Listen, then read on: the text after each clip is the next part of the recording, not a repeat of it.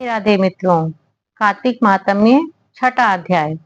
जिसके सुनने से सब पाप नाश हो जाए। कार्तिक महात्म्य का लिखूं छठा अध्याय। नारद जी बोले, जब 2 घड़ी रात बाकी रहे तब तुलसी की मृतिका वस्त्र और कलश लेकर जलाशय पर जाएं। कार्तिक में जहाँ कहीं भी प्रत्येक जलाशय के जल में स्नान करना चाहिए। गर्म जल की अपेक्षा ठंडे जल में स्नान करने से 10 गुना पुण्य प्राप्त होता है। उससे 100 गुना पुण्य बाहरी कुएं के जल में स्नान करने से होता है। उससे अधिक पुण्य पावड़ी में और उससे भी अधिक पुण्य पोखर में स्नान करने से होता है। उससे 10 गुना झरनों में और उससे भी अधिक पुण्य कार्तिक में नदी में स्नान करने से होता है।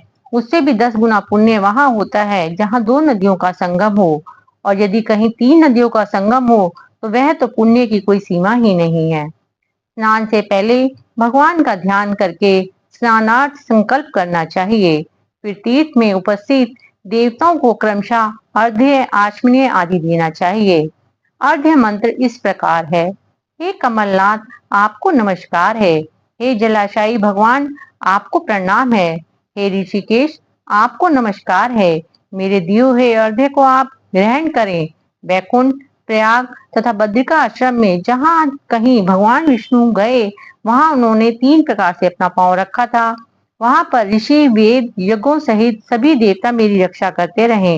हे जनार्दन, हे दामोदर, हे देवेश, आपको प्रसन्न करने हेतु मैं कार्तिक मास में विधि विधान से ब्रह्म मुहूर्त में स्नान कर रहा हूँ।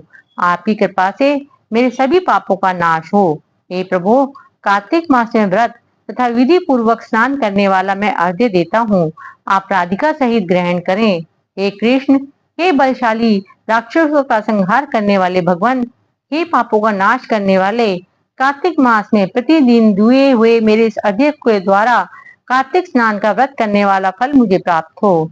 उसके पश्चात विष्णु, शिव तथा सूर्य का ध्यान करके जल में प्रवेश कर नाभि के बराबर जल में खड़े होकर विधि पूर्वक स्नान करना चाहिए। गृहस्थी को तिल और आंवले का चूर्ण लगाकर तथा विधवा स्त्री यति को तुलसी की जड़ से मिट्टी लगाकर स्नान करना चाहिए। सप्तमी, अमावस्या, नवमी, त्रयोदशी, द्वितीया, दशमी आदि तिथियों को आंवला तथा तिल से स्नान करना वर्जित है। स्नान करते हुए निम्न शब्दों का उच्चारण करना चाहिए। जिस भक्ति भाव से भगवान ने देवताओं के कार्य के लिए 3 प्रकार का रूप धारण किया था, वही पापों का नाश करने वाले भगवान विष्णु अपनी कृपा से मुझे पवित्र बनाएं। जो भगवान विष्णु की आज्ञा से कार्तिक मास का व्रत करता है, उसकी इंद्रादि सभी देवता रक्षा करते हैं, इसलिए वह मुझको पवित्र करें। बीजों, रहस्यों तथा यज्ञों सहित वेदों के मंत्र कश्यप आदि ऋषि इंद्रादि देवता मुझे पवित्र करें। अदिति आदि सभी नारियां, यज्ञ सिद्ध सर्प और समस्त औषधियां व तीनों लोगों के पहाड़ मुझे पवित्र करें। इस प्रकार कहकर स्नान करने के बाद मनुष्य को हाथ में पवित्र धारण करके देवता, ऋषि, मनुष्य तथा पितरों का विधि पूर्वक तर्पण करना चाहिए।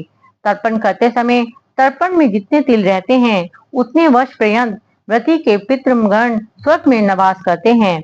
उसके बाद व्रती को जल से निकलकर शुद्ध वस्त्र धारण करने चाहिए। उन्हें भगवान विष्णु का पूजन करना चाहिए। सभी तीर्थों के सारे देवताओं का स्मरण करके भक्ति पूर्वक सावधान होकर चंदन, फूल और फलों के साथ भगवान विष्णु को फिर से अर्घ्य देना चाहिए।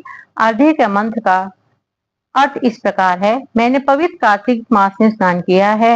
हे विष्णु, राधा के साथ आप मेरे दिए हुए अर्घ्य को ग्रहण करें।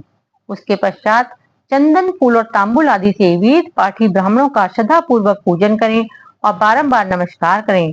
ब्राह्मणों के दाएं पांव में तीर्थों का वास होता है, मुंह में वेद और समस्त अंगों में देवताओं का वास होता है। अपने कल्याण की इच्छा रखने वाले मनुष्य को इनका ना तो अपमान करना चाहिए और ना ही इनका विरोध करना चाहिए। फिर एकाग्रचित होकर भगवान विष्णु की प्रिय तुलसी जी की पूजा करनी चाहिए। उनकी परिक्रमा करके उनको प्रणाम करना चाहिए। हे देवी, हे तुलसी, देवताओं ने ही प्राचीन काल में तुम्हारा निर्माण किया है और ऋषियों ने तुम्हारी पूजा की है।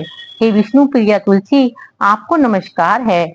आप मेरे समस्त पापों को नाश करो। इस प्रकार जो मनुष्य भक्ति पूर्वक कार्तिक व्रत का अनुष्ठान करते हैं, वे संसार के सुख भोग कर अंत में मोक्ष को प्राप्त करते हैं।